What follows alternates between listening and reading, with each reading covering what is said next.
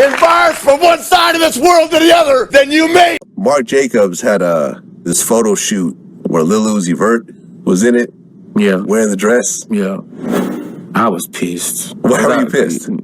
Because I wouldn't say, because I kind of fuck with, before he was doing it, I kind of fuck with him. Uzi's a dope rapper. Yeah. Let's just get that off the table. Like, he's not whack. He's a dope rapper. That album he did with Future was great. I just don't agree with all this, like, like all this shit these men be doing. It just be, how somebody gonna ever raise a strong young man when you looking like a strong young woman? How y'all doing today? We all like my outfit?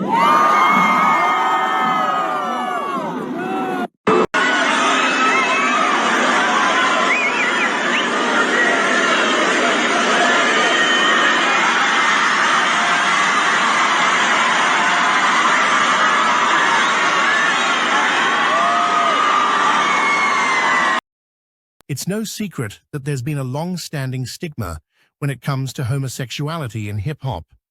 Some artists have even had their rap careers tarnished by rumors that they were connected to someone of the same sex. As a new generation of hip-hop consumers emerge and artists are living in their truth, when it comes to their sexuality, the culture is proving to be more open-minded than ever before. The Boondocks is regarded as a cultural favorite due to its messaging and satire. Creator Aaron McGruder would use several of his characters to take on topics, one being homosexuality in the community and how hip-hop viewed it. Please, Lincoln, you are taking this shit too far. This tape is itchy. Should have thought of that before you did what you did, Frederick. Look, guys, don't kill him. Whatever he did, he ain't do nothing to deserve this, man. This is about things you're too young to understand, little man. This is about thuggin' love. I loved you, man. What? You broke my heart, man. What the? I got that thuggin' love. Yeah. I got that thuggin' love. These niggas is still kissing. Yeah. Did you know gay influence in rap culture has increased greatly in the last 10 years? Why? First, rap culture has been increasingly influenced by prison culture. And prison culture is really, really gay. Second, with rap albums declining greatly in profitability, rappers often depend on fashion lines to make money. And fashion is really, really, really gay. Last but not least, we have a drug called ecstasy. Ecstasy is a love drug that seems to make gay things happen. Bodies stop moving and sweating, you can't help but want to suck on something. Yo, you better hide that shit. You know what I mean? You better hide that shit the best you can fucking hide it. You dig? Because that's not hip-hop. Okay? Shout out to the Slide Through Facebook group. And make sure you subscribe to Slide Through Music page on YouTube. We're at 247 subscribers right now, people. Let's try to get that number up to 350 by the end of the month. Now, let's get into it. This is Smoke On, doing a watch-along, The Emasculation of Hip-Hop. The report by All Deaf Music. Let's get into it. There's always a handful of rappers causing a shitstorm online for expressing concerns on hip-hop's fragile state. Whether it's about Trippie Redd crying over an ex on Instagram or Safari Samuels breaking down after being burglarized, me face down on the floor with a gun to my head. It's impossible not to be a critic. Since coming into 2018, a clear trend emerged where several MCs raised red flags about what's being referred to as the emasculation of hip-hop. Apparently, the art form is at the mercy of a sadistic agenda. What's the goal? Well, apparently, it's to cut off the testicles of black men in America. Hip-hop is turning African-American males into sissies. Scary thought, isn't it? Well, I don't believe it's turning people into sissies as a whole, but clearly, if you're a guy that's from my era, there's an agenda. Let's get into it. But is that what's really going on? For years, the topic has been swirling on the internet. It probably didn't help when Kanye West performed on stage wearing women's blouses by French fashion line Celine, or when Young Thug wore an evening gown on the cover of his career-defining mixtape, Jeffrey. Nope, sorry, the macho men weren't having it. And now you got these fools wearing dresses and fucking fingernail polish and shit. I ain't feeling that shit. New York rapper Mano later chimed in with a lengthy Instagram post, part of which said, "These niggas running around here more feminine than women, and they told us it was swag. These niggas out here bugging and they told us it was sauce. Are you crazy?" And not long after that, I mean, I'm gonna have to agree. I mean, a gentleman dressing like a woman, I don't think there's anything swaggy about that, nor vice versa. Well, I ain't gonna lie. Some women look very sexy in sweatpants. You know what I'm saying? But I don't want to see no man wearing no blouse. But to each his own, man. Chicago MC Montana of 300 joined in, also on Instagram, saying the industry is turning so many black men into feminine-ass slaves. It's become the new prison. These rappers are probably what Lord Jamar would call alpha conservatives. You had some homosexuals in the hood, and I'm not bashing homosexuals, I'm just saying this is a fact. You had some homosexual dudes in the hood who would try to emulate the style of women to a degree, but still keep it a little boyish. So they'd have tighter pants on than the average dudes, but they might. Well, let me interject something real quick, because we have a lack of female artists. You know what I mean? And there's some of them, they do have a lot of masculine energy if they're talking about females, but it's just like jail for me, people. I mean, it is what it is. If there's nothing opposite around, then it's gonna be that. You have to have more women in there to balance it out, if you understand what I'm saying. Because if there's no women, you're gonna have men acting like women, just like in the prison system. Both ways, you know. It's all women prison system. You're gonna have women in there acting like men. If it's a male prison system, you're gonna have men in there dressed like women. So yeah, there's probably a lack of feminine energy in hip hop. So a lot of men are just trying to bring that out, I guess. Have a scarf on like a girl would wear. Those dudes was the precursor of the style that these dudes are wearing now. To them, hip-hop is losing its manliness at the hands of white corporate America. It's as though rappers nowadays would do anything for fame, even if it meant compromising how they're perceived by the world. When examining the opinions on the causes and effects of hip-hop machismo, both the alpha conservatives and the white male conservatives, though contradictory, correlate the issue to the lack of male figures in the household. Ben Shapiro, a right-leaning media figure, wrote a piece about toxic masculinity in the National Review, stating, "In black communities where well over half of black children grow up without fathers, black boys aren't less violent, rather it's made them far more prone to criminality than their non-black peers." Hip-hop's alpha conservatives, on the other hand, believe the lack of male representation in the household leads to young black boys not understanding what it means to be a man. Consequently, what becomes acceptable in their eyes is dressing like a woman and displaying feminine qualities, apparently like Young Thug or Lil Uzi Vert. But does the absence of black fathers really account for why today's generation of black men are either too masculine or not masculine enough? Some of the young rappers charting today seem to have this built-in rage. XXXTentacion and Youngboy NBA were both arrested for brutally assaulting their girlfriends. These artists are byproducts of their environment. But despite their success, they did succumb to the status quo. And by the way, they both wear skinny jeans. MCs, and through them, black men, really being manipulated into losing their manliness, or are we simply witnessing the inevitable changes that happen in any art form, especially in an art form that is... Well, I don't see it happening in any other art form. It's only, well, again, rap is only, well, hip hop, well, rap, you know, because rap is just one part of hip hop. Is only, we're just celebrating 50 years of hip hop. So we might be seeing an evolution, but this is not how it started. You know, this is not how it started. But maybe, because a lot of hip hop come from they said from the disco era. And we know what was going down in the disco era. The Studio 54s and all that. Is a reflection of what is going on in society. In this specific case, could it be that MCs and other hip-hop artists are finally feeling free to express their truths and transcend rules and boundaries? I mean, come on.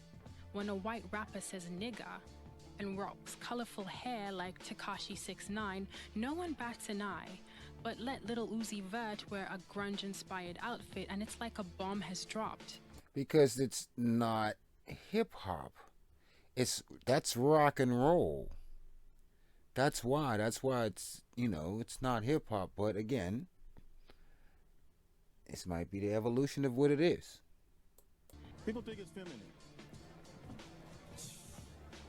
You know what it is? Yeah. What? They never felt these fabrics before. Rap's new rap stars are young and pink or green or blue, like the anime characters they resemble. Their moods, often changing, are reflective of their hair color, and they adorn themselves in glamorous furs and diamonds. A few have blurred the gender lines, yes, leaning towards androgyny and wearing women's clothing. But you see, they... Yeah, and I know a lot of you are going to say, yeah, Prince pushed that androgynous button, but that's not hip-hop. You know, it's kind of like with Drake with the ghostwriters. You might say, hey, this R&B artist has ghostwriters. That's fine in that realm of R&B, but not in hip-hop. They don't give a shit. These eccentric get-ups are not all that foreign. Aesthetically, rap's new generation is borrowing from older legends outside of hip-hop, turning to Prince, Jimi Hendrix, and Lenny Kravitz for inspiration. But while we praise these legends... How? So you're going to go back to all these gentlemen respectfully in their work, but they're not hip-hop. So you're going to tap into them, but you're not going to tap into Grandmaster Caz. That predates these... well, not these gentlemen as far as... Well, Lenny Kravitz for sure. But... predates these gentlemen, the Princes, and if you want to do R&B, do R&B. If you want to do rock and roll, do rock and roll. But it's not hip hop. Hip hop artists face endless scrutiny and ridicule. Why is that? It doesn't have anything to do with substance because despite somewhat feminine looks, these rappers are overcompensating, delivering lyrics skewed towards hypermasculinity. Their lives are still all about strip clubs, money, big cars, and bitches. In that realm, nothing has changed. The only difference is that in the 90s and early 2000s, you, the observer, only had a music video and an issue of The Source for insight. Now you can follow a rapper's every move thanks to social media. A study showed that most black men felt the need to constantly prove their manhood, especially when it comes to sex and relationships. Well, ma'am, I think every man has to, in certain levels, prove their manhood. Many participants in said study consistently heard that being a man meant pursuing women sexually and being physically strong and aggressive. That's not true. Majority of men are saying, no, being a man is taking care of your family. It's not the pursuing of it's not in the pursuance of the opposite sex. Being a man is taking care of your family, and I know majority of men think that way. That can also lead to painting a picture of the black man as someone to fear. Isn't that playing directly into this stereotype of the dangerous black man? And then there's mental health. The Canadian music producer Kay Tronada said in an interview that coming out as a gay man actually helped him deal with depression. A recent survey by the National Mental Health Association. Well, I agree with this, and I think this is what happened with Puffy. Man, just come on out. But I just think that the perception of hip hop is that it's homophobic, and it's not. A lot of hip hop artists grew up in the church, and we all know there was that gay guy in the choir, and was probably some of our cousins or whatever, and he was accepted. Nobody cared. It's just that you're insecure of what you are. I just think that me as a person, I think Puff could have avoided everything by just coming on out the closet. But let me continue. Revealed that 63% of African Americans believe depression is a personal weakness. So the alpha conservatives' views about what a male rapper is supposed to be don't help. An individual. And I think that's right. What she said is they have a problem with the perception of what a rapper is supposed to be, even though there's all types of rappers. It's just that they just put the spotlight on the quote, the street rappers, but there's all types of rappers. Shout out to MF Doom, man. He made a song about cookies, but you just would never hear that. You just will never hear certain things. So a lot of these closet rappers probably don't want to come out the closet because the perception of what it is. And, let's not worry about it, because there is a such thing as homo thugs also. So doesn't mean gay dudes. Whatever, let's go. Who presents an ideal but is suppressing themselves internally supersede the rapper with a penchant for pink nail polish. That doesn't make him or hip-hop any queerer, nor does it make the genre any less masculine. For those alpha conservatives, I'd like to ask them a question. What did they have to say when the radio commentator star got the lowdown on rap icon Africa Bambaataa allegedly molesting a slew of young boys in the 80s? If the feminine MC is the result of an agenda, then so is the... No, a lot of people spoke up on that about the Bambaataa thing, but just didn't make the mainstream. Outwardly aggressive rapper who wears baggy jeans, hoodies, and Timberland boots. If you take away the semantics, you get the same complex black man facing the same socioeconomic issues and dealing with the same dynamics. Hip-hop as a genre already has the world on its shoulders, which is almost metaphoric for black men and their positions in this world. The genre is fluid and constantly evolving, and black men are human beings. They're not mechanical robots you can control and program, and they don't need to be subject to extreme views about how they are supposed to be.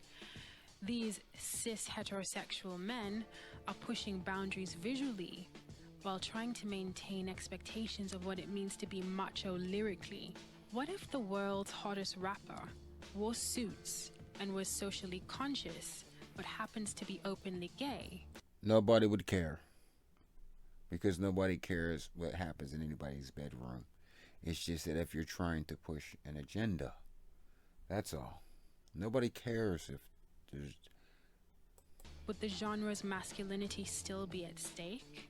These alpha conservatives need to realize that the social complexities are far more profound than what a rapper wears, and there is no hard and fast rules around manhood. To build stronger communities, we need to be cognizant of these stigmas placed around people who are not aligned with our beliefs, because if we don't, then neither hip-hop nor black men will flourish. I think black men and hip-hop will be fine, but last words are yours. And again, I'm going to let her have the last word. I have nothing else to say. Get in the comments section, man. Shout out to All Deaf Music. I don't know if that's an offshoot of Def Damn or not, but let's bring it back. and last words will be hers. But I clearly think there's an agenda. But all death doesn't. But last words will be hers. Will flourish. Oh, no. Fast rules around manhood. To build stronger communities, we need to be cognizant of these stigmas placed around people who are not aligned with our beliefs. Because if we don't, then neither hip-hop nor black men will flourish.